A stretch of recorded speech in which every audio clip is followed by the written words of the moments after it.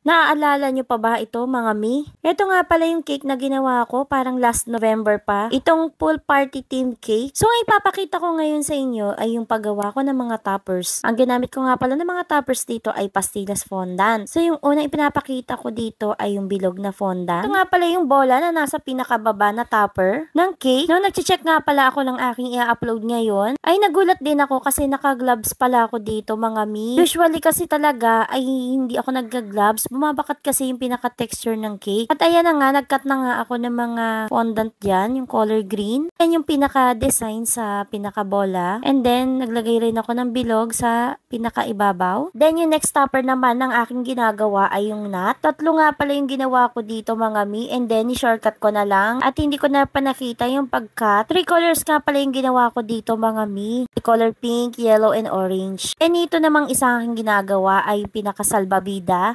Meron din siyang mga lines sa pinakagilid. So habang ginagawa ko ito ay feeling ko ay makakapagdagat na rin ako. Este yung mga toppers. Ito namang next na to ay yung pinaka-chinelas or yung sleepers. Bali nung ginagawa ko pala to mga mi, freehand lang siya. Wala akong mga ginamit na molder. Bali kinukurbahan ko lang siya. And kinakabit ko na nga yung pinaka-sipit ng chinelas. And then may mga ginawa rin ako ng mga hugis puso at bulaklak para magsilbing dekorasyon dyan sa mga chinelas. Ito nga palang paggawa ng mga fondant toppers ay dapat advance yung paggawa natin. Kaya ay kailangan pang mag-set ng mga toppers. Kailangan din natin silang patigasin kapag kasi medyo rush na ay kailangan na rin natin gumamit ng Tylos. Ito ay upang mag-set at mas tumigas pa yung mga toppers. Meron din nga pala akong ginawa dyan na hugis puso. Ito yung pinaka-shades niya. Nalagay din sa ibabaw ng cake. At ito na nga pala yung mga fondant toppers na ginawa ko. Bali nilagay ko siya sa storage container na airtight. Gaganda nila no?